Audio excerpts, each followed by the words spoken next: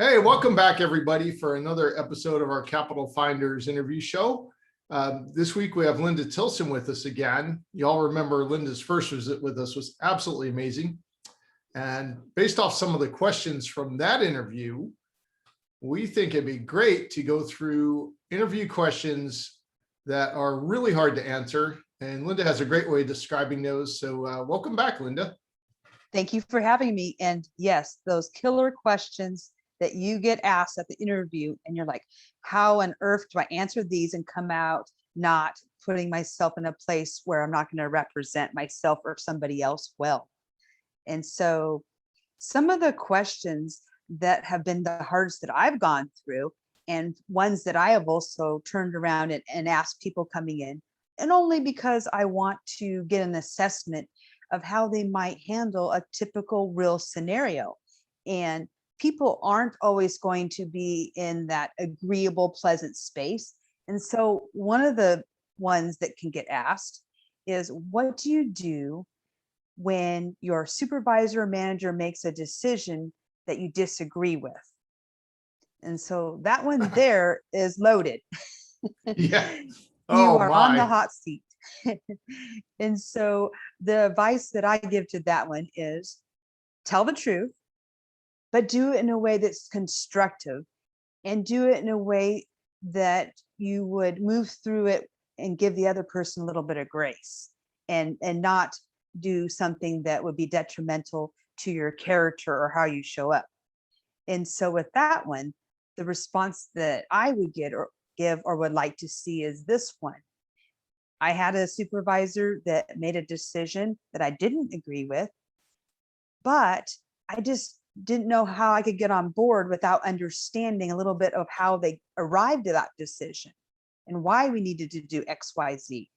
And so what I did was I asked some questions about their thought process was behind making the decision, so I could get some of the elements that went into the thought.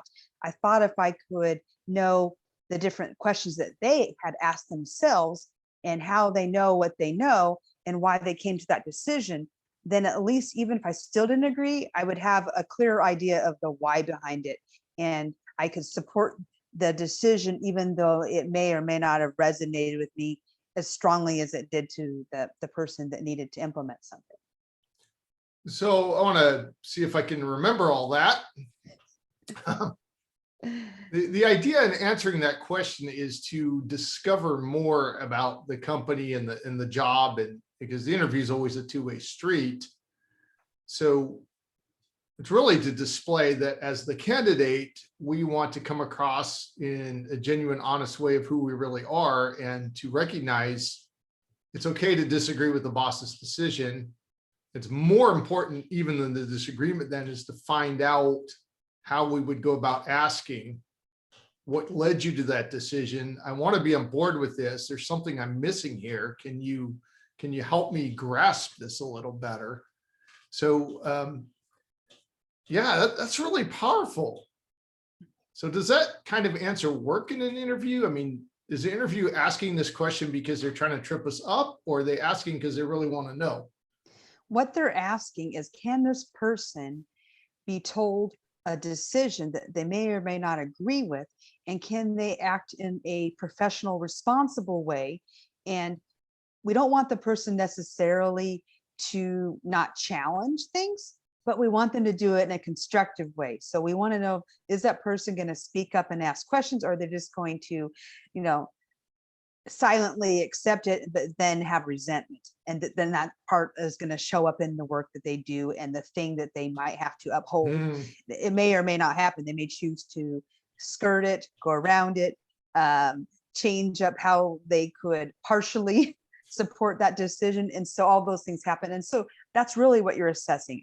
Are they someone that will speak up, and are they enough of a team player to get a little curious around why something is? And that's really what you're looking for. Do they go a little bit deeper, or do they just take what's said to them and then they're resentful? Because that's what you don't want on a team. Right, which is all too common in business. As we say, griping and complaining is just a part of life, but it really shouldn't be. So what are some other difficult interview questions that interviews like to trip us up with? So one of the other questions I think that can really trip people up is the one where you just start off the interview by itself, which is tell me about why you're a good fit for this position and what is it that you'll bring that the other candidate doesn't have. And so that puts it in a place where you're all of a sudden like, okay, okay, I'm here. What do I have to bring? So you start trying to go through that mental checklist of what you have. And the moment you say, and better than the other candidate, then it makes it this comparison thing. Mm. And so one of the best things that you can do is speak to what it is that you will bring and forget less about this whole comparison thing. It will trip people up. And I think it's really kind of designed to see if you're going to come in and have like an arrogant presence to you, or whether you're going to come in and just be honest about your assessment of your abilities and then share them in a way that the interview panel can understand. Okay, so let's suppose that we've shared our abilities with the interview panel, Mm-hmm. and obviously they know far more about the internal workings of the company than we do as candidates. And then we've gone through that. So at that point, there've been two options. You can either address the section where they mentioned other people, or you could completely ignore it. What are the dangers or pros and cons of either of those? And then my second part of that question, if we do decide to address it, do we want to address it with reverse psychology, saying something like, if you find somebody that's much better for this job, hire them? Or do we say, I know absolutely nothing about your candidates, tell me more? I like the second answer, because the second answer is we're not going to look at what the other people are bringing. We're going to look at what I'm bringing to the organization, and we're going to go from that place. It's much stronger and powerful to come forward. This is what I'm going to bring, and this is how I'm going to do it. And so that's a much stronger approach, and one that I like to see when we ask a question like that. So if interviewers bring that sort of thing up, trying to compare us to other candidates, is that an attempt to put us in sort of a desperation mindset, and where we're like concerned we might not get the offer? Or are they playing mind games with us? Or are they just bad interviewers? Actually, I would say that no one's trying to play any mind games, and it's not the best question to ask. No, I don't like the question. I don't like the question of comparing, myself to another person, because I'm me, and so I want to speak to that, and that's why I would say that anyone asking a question like that, just ignore it and just bring in your attributes and share those. Especially if you're interviewing for a position that happens to be internal, you wouldn't want to say that, okay, I'm going to bring in this thing and that's better than this particular position because of X, no. Y, Z. Yeah, because the other person can could set end you up up for disaster. Yeah, that other person could end up being your boss later. Yeah, definitely. Plus, it just doesn't feel like comfortable to compare. It really doesn't. It's better to share what you have. What are some other tough interview questions that you've been asked, or that you like to ask other people? Like when Linda's the interviewer and you really want to dig into somebody, what are some of the hard ones you give them?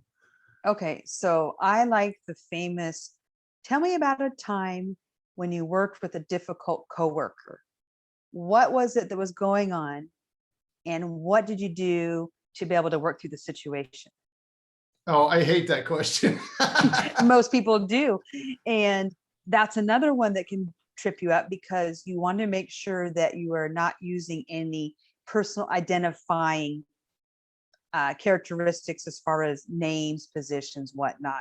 And I believe when you're answering that question, you also want to display it in a way that you took the higher role, that you were constructively communicating to that person, and really demonstrate that you could do some problem solving, where you could be a person that brings the solution rather than being in that stuck space where you're not speaking up, or you're aggravating the other person even more so, or you're doing which is what I'm testing for, is are they running to the supervisor or manager to have them solve the issue with the other person? Because I'm looking for that person that will attempt to solve it at the lowest level, and then if they can't come to an agreement, then they'll bring it to me. So a real life example, I had a direct boss that asked me to do something illegal.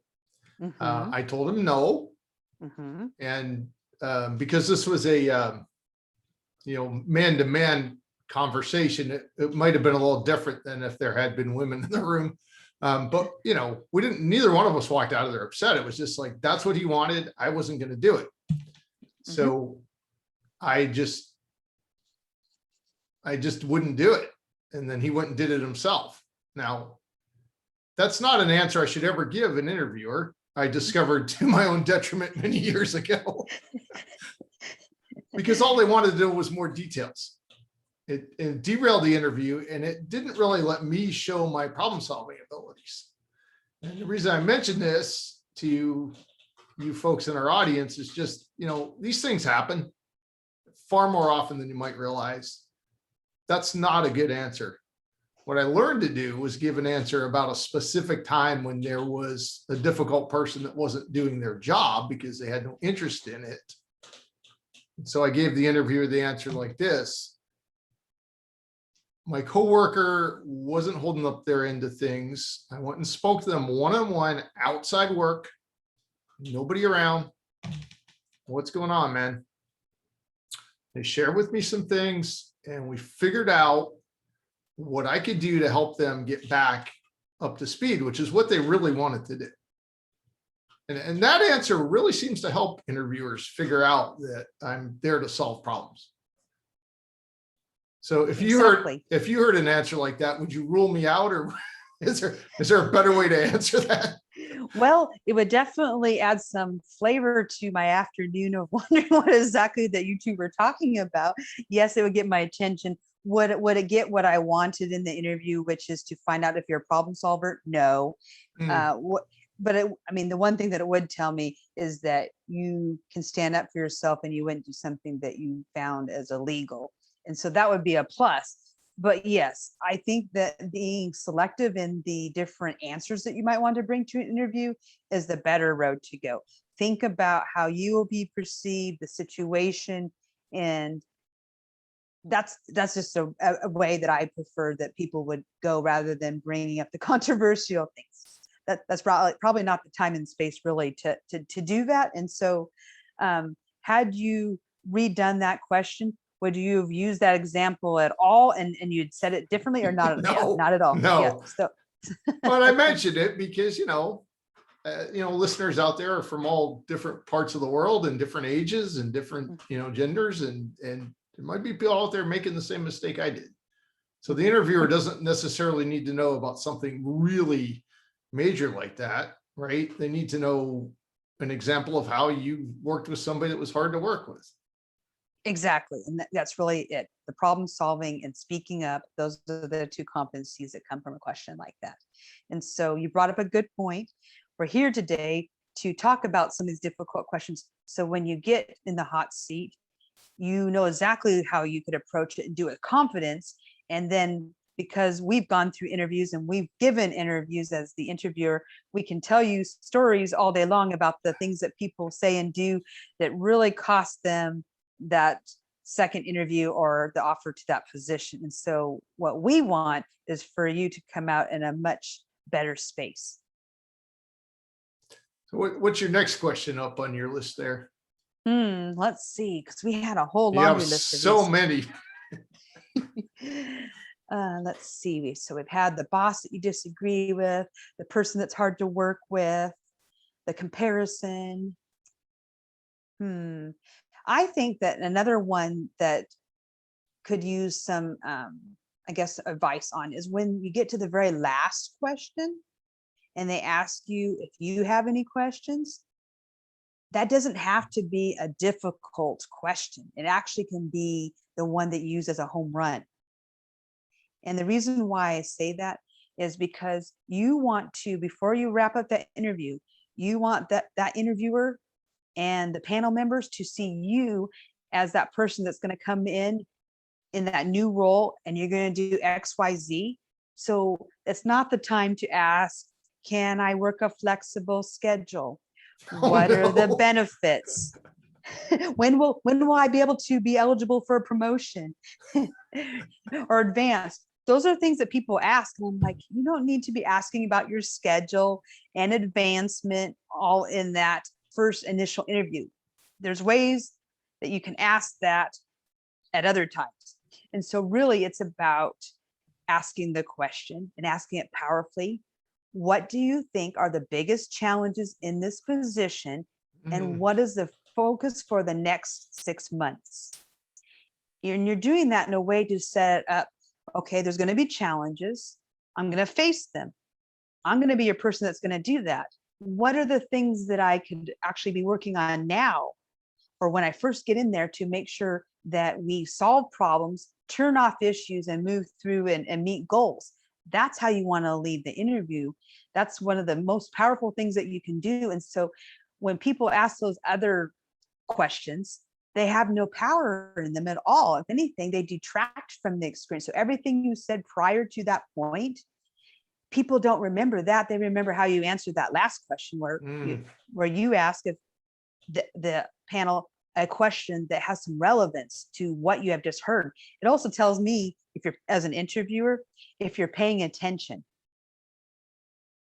If you're paying attention to the questions and the things that I'm bringing up in the course of the interview. And so if you're not bringing up some of those things that I'm sharing and using them constructively, I know that you're just going through the motions, and that you probably have a dozen more interviews to go to, and I'm just one of many. And so I don't feel like you're as invested as a candidate. Good points, because if I can kind of try to recap that, when we are asked the question, do you have any other questions? We want to leave the interviewers with the knowledge and the reality that, hey, we want to know, what are the big challenges coming up, what's expected in the next 6 months. And we want to have this, create this reality for them that, hey, we're the person that's going to come in here and get to work and get going on this. Does that cover it pretty well? Exactly. I want someone that's going to be a can-do person, and someone that's paying attention to the details. So someone that can be in a meeting and track the details and do something with what they heard and apply it powerfully. I don't want the passive person that's just kind of sitting there going with the flow. I want someone that's a thinker, someone that can be resourceful, somebody who pays attention.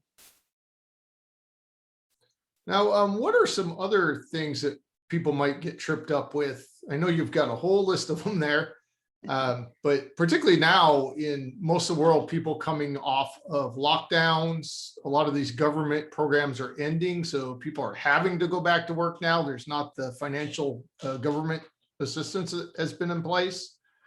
And so, we got a number of folks out there haven't worked for a company in a year.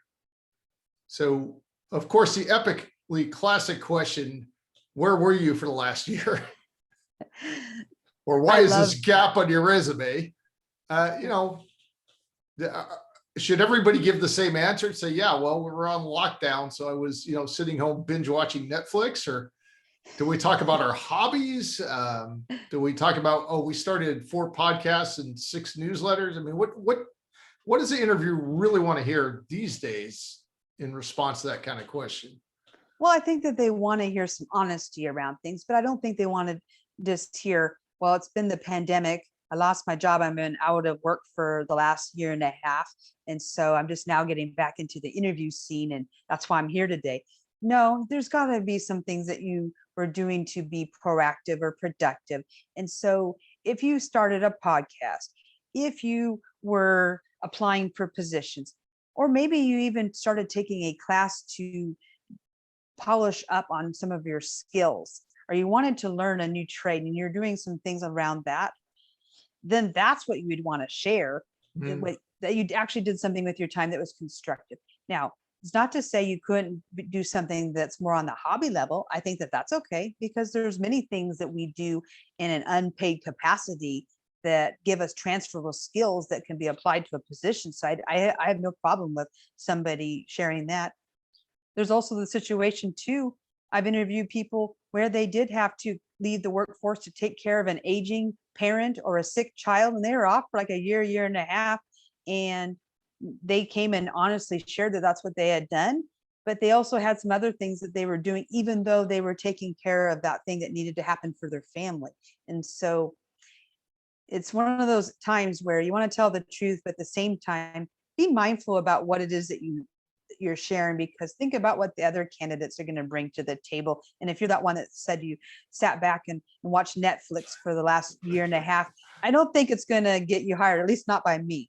It doesn't show much initiative, that kind of answer, but yeah, I was being a little bit funny there, but yeah, I Of think it's course, it's true though. important. People do come and they're unprepared They for that do. question, and they say things that ruin their chances of moving forward in the process, which is not good, because most people that come to the interview, they all can do the job. It's just the person that's going to best fit for that particular position and that organization's needs. And so there, is there really anything wrong with a person being, like, yeah, the first 3 months of pandemic, all I did was watch TV, and then I get up off my butt and I did this, and this, which I've been working on. I don't think there's anything wrong with a person saying, yeah, I had this temporary bout of temporary laziness. Because we all go through that, right?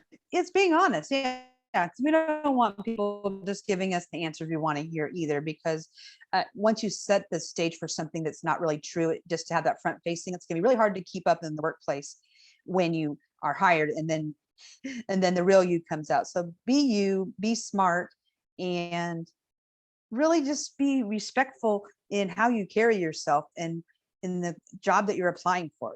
And so just do that reasonable check. If you don't know if you should say it or share it, then don't do it. Err on the caution of not sharing or doing it. Yeah, we don't want to overshare.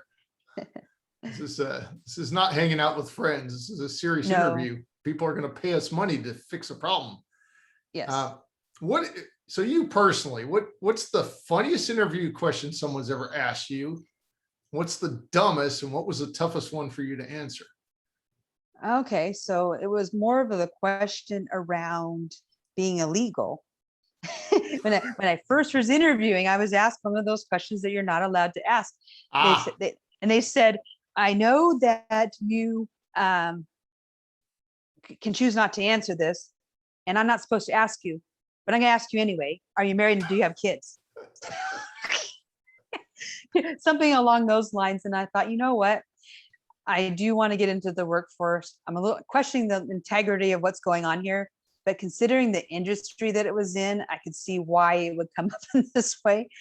And so it was more of the layman's industry, And so I was just thought, you know what? Nothing that I'm going to say here that's a secret. They're going to find out when they hire me anyway that I'm married and have kids. And so I didn't really find that was that big of a deal to me. So I answered it anyway. I got the job, and it didn't end up being an issue anyway. I honestly thought he just was curious. And in a way, I just thought, well, he was kind of honest about this, but I don't know really what his motivation was. I never did figure that out, but it never became a problem. And so that was interesting.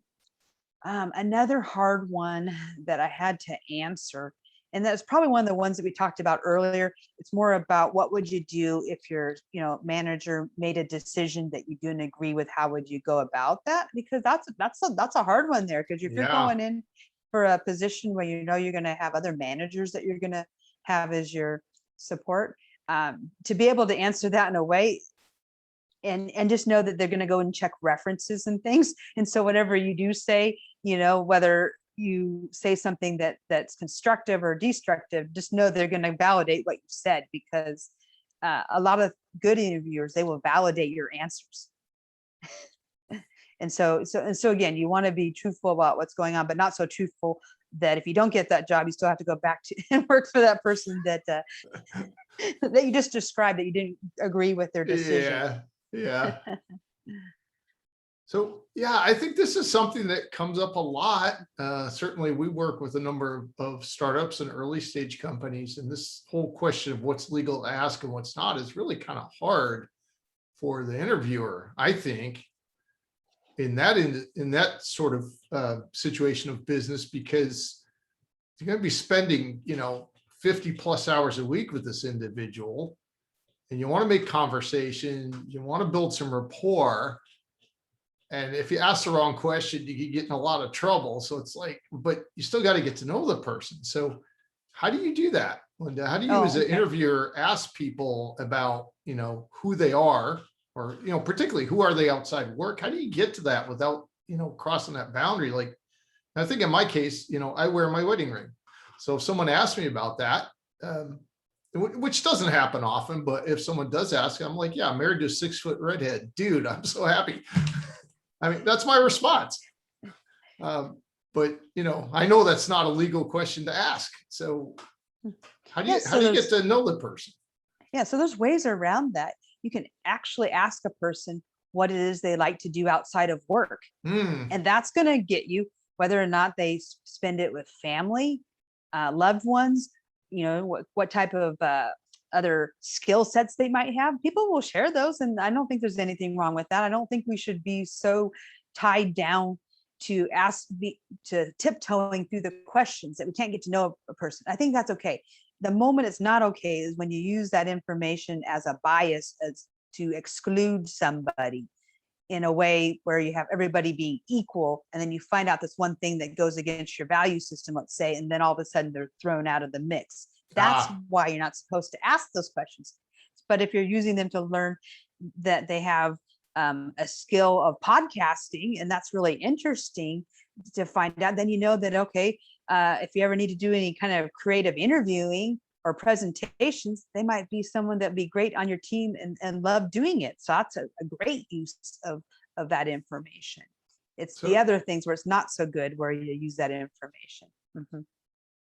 and then if we wanted to find out if someone's cognizant of how to deal with other cultures, the traditional questions are questions that we don't really get to ask anymore. But that was all designed around of how's this person going to be dealing with Italians, Germans, Japanese, whatever, right? The reason for those kinds of questions. So how do you ask them now? Like, suppose I'm interviewing a lady and a gentleman, and I want to know which one of them is going to be best in a position where they have to interface with the Chinese culture. Mhm. So Uh, then what can I ask the woman about her interactions with men who in that culture are not necessarily going to respect her until she earns the respect. But I got to make sure she's the kind of person that's going to have the spine to go earn that respect. And the same with the guy. He's got the opposite problem. They're going to respect him automatically. But the first time he messes up, he's in a lot of trouble. So how would I interview those two different people to find out if they have the willingness and the capability to learn how to deal with a tough culture? And so, first thing that comes to mind, you're going to ask them the same question. And then the question that you're going to ask them is going to be along the lines of what characteristics do they find valuable on a diverse team? Hmm. So, there you're asking the same question, characteristics, diverse team. So then you can see how well they work with different genders, different sexes, different ages, all these different things that could come up. And whether or not they actually touch upon those and say them specifically, I don't know. But characteristics of diversity means that people are free to share their opinion, even if it's different from everyone else's. Diversity means that we value other people's skill sets that may or may not be the same as ours. Those are the kind of answers that you're looking for. Now, if they say that they only like to work with women, or they say that they really value people that think and act like they do, and that's how they feel most comfortable, well, then I think you're going to find that you're not really getting that person that honors and values diversity. So Right, I right. think it'll come up Okay. when asked in the right way. Mhm. All right. Well, did you have any other tough interview questions you want to share with us, or did you want to put me on the spot and ask a surprise question? Everybody can watch me flounder. Oh boy. I think I've gone through and exhausted that list that we have.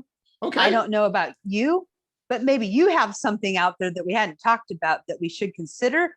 If you have it, we could talk to it. And if not, well, then I want to invite our listeners to come back and share the most outrageous question they've ever been asked and how they answered it, because there's always going to be that question that you've never ever heard before, but it's going to come out, and to find out how they answered it, that would be interesting. Yeah, I would absolutely love that. You guys and girls out there, in the comments section below the video, type in some questions. Type in two kinds. Type in the most ridiculous, offensive, obnoxious questions you've been asked, and then type in questions that you'd like to see us role play, things you'd like to see us practicing answering so we can help you build those skills. And for those of you who have seen our previous shows with Moss and James, we're going to bring them back, put them in the hot seat. They don't know I'm selling them out because, you know, they skipped this week's meeting. So this is what they get. Anyway, thank you for being here, Linda. Really glad to have you back. Thank you for having me. It's been a pleasure to go through and to share our experience and our journeys in a fun and entertaining way. All right, everybody. So make sure you comment in the comments, and we'll see you next week.